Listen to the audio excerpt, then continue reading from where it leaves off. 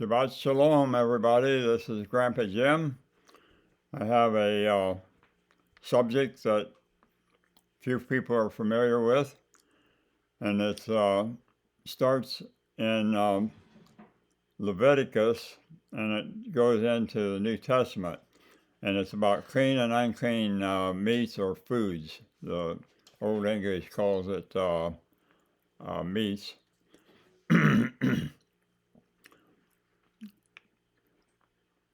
This is about the animals that are clean and the ones that are unclean that don't fit in this description. Not just the animals, but the birds and the fish. In Leviticus 11, foods permitted and forbidden. Now Yahweh spoke to Moshe and Aaron, saying to them, "Speak to the children of Israel, saying, These are the animals which you may eat among all the animals that are on the earth. Among the animals, whatever divides the hoof, and having cloven hoofs, and chews the cud, that you may eat. Nevertheless, these you shall not eat among those that chew the cud, or those that have the cloven hoofs. The camel, because it chews the cud and does not have the cloven hoofs, is unclean to you. The rock badger, I guess it is, because it claws, it chews the cud but does not have cloven hoofs, is unclean to you. And the hare, or the rabbit, because it chews the cud that does not have cloven hoofs, is unclean to you. And the swine, though it divides the hoof, having cloven hoofs, yet does not chew the cud, is unclean to you. Their flesh you shall not eat, and their carcasses you shall not touch. They are unclean. And what this is, it's just a sign or a indication of the ones that are clean. The real explanation of this is these were created clean and the others are not. And Yahweh is the one that created them, and the cow has double stomachs and it chews poisons away from the grass and stuff. And we're going to go on here about the fish now. These you may eat of all that are in the water. Whatever in the water has fins and scales, whether in the seas or in the rivers, you may eat. But in the seas or in the rivers that do not have fins and scales, all that move in the water, or any living thing which is in the water, they are an abomination to you. They shall be an abomination to you, and you shall not eat their flesh, but you shall regard their carcasses as an abomination. Whatever in the water does not have fins and scales, that shall be an abomination to you. There again, that's a telltale sign of how to discern these animals.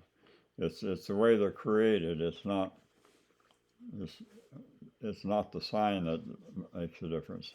It's just, this is not just an arbitrary command that Yahweh gave.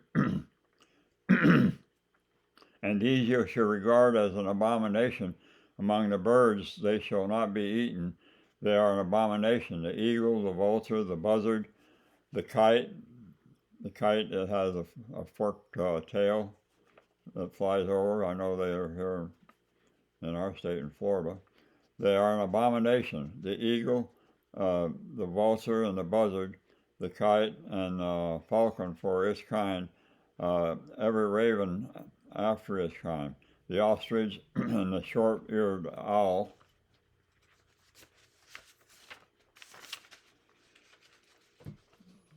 the seagull and the hawk after its kind, the little owl, the fisher owl, the screech owl, the white owl, and jackdaw, I don't know what that is, and carrion vulture, the buzzards in other words, the stork and the heron, its kind, and the hupe and the bat. It's the way that they're created. Now, in the birds, they have double craws, and it's their food goes in double stomachs, I should say. The first one is the craw, and then it goes into the gizzard, which is the main stomach of a bird. So, and these others are not created that way. Now we're going to go into the New Testament, and this is uh, a subject that people have used to prove that all things have been, all creatures have been changed and made clean. But Yahweh says, I change not. So whatever he created in the beginning is not changed. So, but this is going to clear up some stuff. And this is about when the Gentiles first came into the faith. And there was a centurion, his name was Cornelius. In Acts 10, starting verse 1, there was a certain man in Caesarea called Cornelius, a centurion of what was called the Italian regiment, a devout man and one who feared Elohim with all his household, who gave alms generously to the people and prayed to Elohim always. About the 9th hour of the day, he saw clearly in a vision an angel of Elohim coming in and saying to him, Cornelius. When he observed him, he was afraid, and he said, what is it, Master?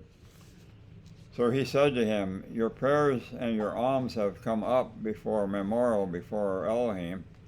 Now send men to Joppa and send for Simon, whose surname is Peter. Peter the Apostle, in other words. He is lodging with Simon the tanner, whose house is by the sea. He will tell you what you must do. And when the angel who spoke to him had departed, Cornelius called 2 of his household servants, devout soldiers, from among those who waited on him continually. So when he had explained all these things to them, he sent them to Joppa.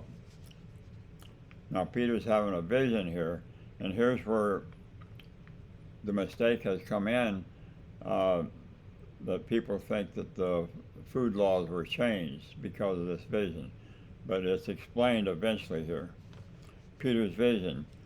Now, the next day, as they went on their journey, and these are the men coming from Cornelius now, they drew near the city. Peter went up on the housetop to pray about the 6th hour, and then he became very hungry and wanted to eat. But while they made ready, he fell into a trance and saw heaven open, and an object like a great sheet bound at the 4 corners, descending to him and let down to the earth.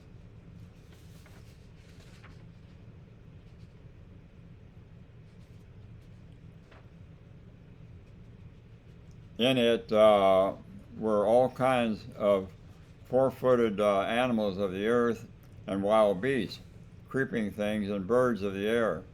And a voice came to him, rise, Peter, kill and eat. Now you got to remember that Peter was an Israelite, and the food laws, everything was given to Israel, including the food laws. So he grew up never eating the unclean animals. So this is why this is, he's saying this. But Peter said, not so, Master. I have never eaten anything common or unclean. And the voice spoke to him again the 2nd time, what Elohim has cleansed, you must not call common. This was done 3 times, and the object was taken up into heaven. Now, this is where the mistakes are made about this. Right here it's telling us right in the beginning what he's calling clean. It's not the things in the sheet, but it's these Gentiles that are coming to him. And you're going to see that it's the men that he's not to call unclean. summoned to Caesarea. Now, while Peter wondered within himself what this vision which he had seen meant, behold, the men who had been sent from Cornelius had made inquiry of Simon's house and stood before the gate. And they called and asked where Simon, whose surname was Peter, was lodging there. While Peter thought about the vision, the Spirit said to him, behold, 3 men are seeking you. Arise, therefore, and go down to them, doubting nothing, as I have sent them. The Gentiles before this time were not welcome in to the assembly in the New Testament. Then Peter went down to the men who had been sent to him from Cornelius and said, yes, I am he who you seek. For what reason have you come? And they said, Cornelius the centurion, a just man, one who fears Elohim. Now he's an Italian and a Gentile. And you can see what the scripture is calling him here. He's a just man and one who fears Elohim and has a good reputation among all the nations. Nation of the Jews, was divinely instructed by a holy angel to summon you to this house and hear his words from you. Then he invited them in and lodged them. On the next day, Peter went away with them, and some brethren from Joppa accompanied him. He's going to Cornelius' house now. And the following day they entered Caesarea. Now Cornelius was waiting for them and had called together his relatives and his friends, his whole family, in other words. And Peter was coming in. As Peter was coming in, Cornelius met him and fell down at his feet to worship him. And Peter lifted him up, saying, stand up, I myself am also a man. And as he talked with him, he went in and found many who had come together. Then he said to them, you know how unlawful it is for a Jewish man to keep company with or go to one of another nation. But Elohim has shown me that I should not call any man common or unclean. There's your answer to that vision. It wasn't the sheep that he was cleansing. He wanted Peter to understand this verse here. Elohim has shown me that I shall not call any man common or unclean. Therefore I came without objection as soon as I was sent, for I asked then, for what reason have you sent me? So Cornelius said, 4 days ago I was fasting until this hour, and at the 9th hour I prayed in my house, and behold, a man stood before me in bright clothing. This is an angel.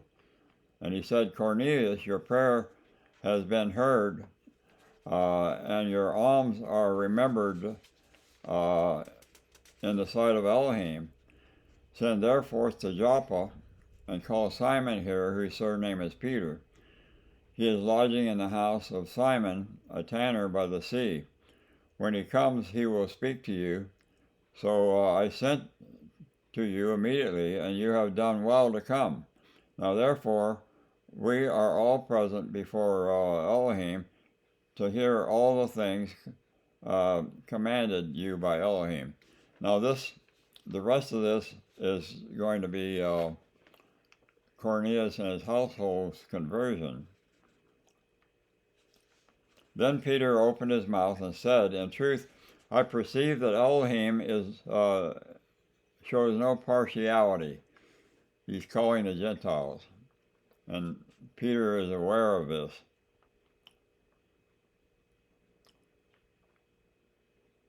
The word which Elohim sent to the children of Israel, preaching peace through Yeshua Messiah, he is master of all. That word you know, which was proclaimed throughout all Judea and began from Galilee after the baptism which John the Baptist preached, how Elohim anointed Yeshua of Nazareth with the Holy Spirit and with power, who went about doing good and healing all who were oppressed by evil. For Elohim was with him, and we are witnesses of all these things. Yeshua healed not just the Jews or the Israelites, but he healed everybody. So it started with Yeshua.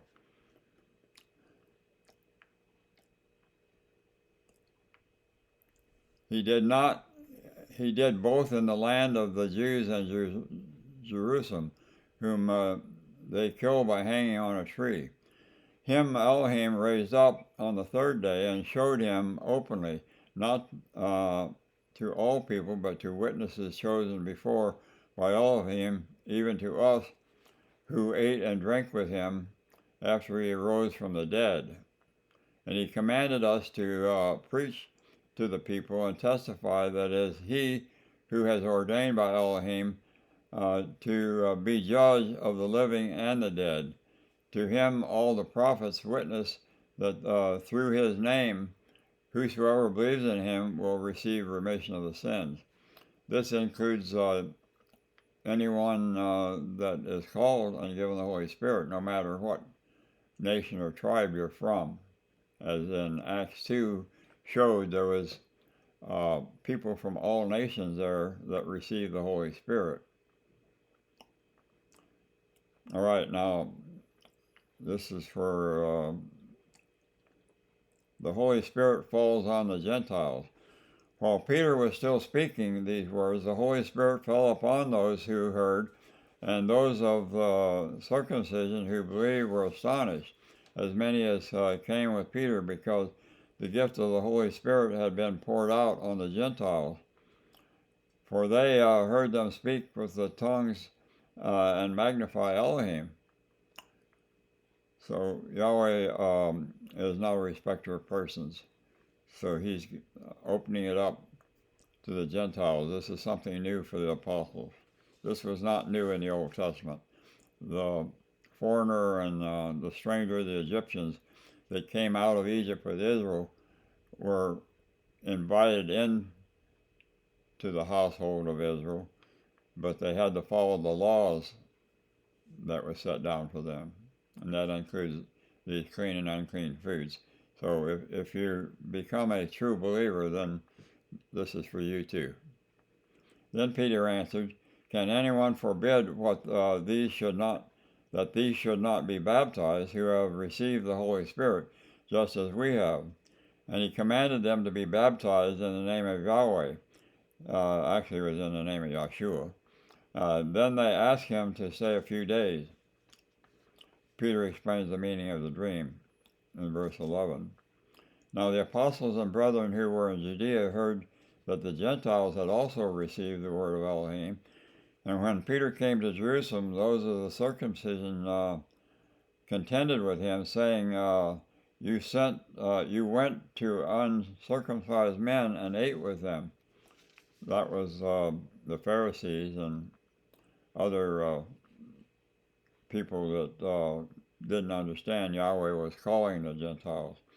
But Peter explained to them in order from the beginning, saying, I was in the city of Joppa praying, and in a trance, and I saw a vision, and an object descending like a sheet let down from heaven by the four corners. And it came to me when I observed it intently and considered, I saw four-footed animals of the earth, wild beasts, creeping things, and birds of the air. And I heard a voice to me, Peter, rise, kill and eat. But I said, no, Master, for nothing common or unclean has at any time entered my mouth. But the voice answered me again from heaven, what Elohim has cleansed you must not call common. Now, this was done 3 times, just like the sheets were down, or the sheets were let down 3 times. And then it's drawn up again to the heaven. At that very moment, 3 men stood before the house where I was, having been sent to me from Caesarea. Then the Spirit told me to go with them, doubting nothing. In other words, you're not to call them unclean.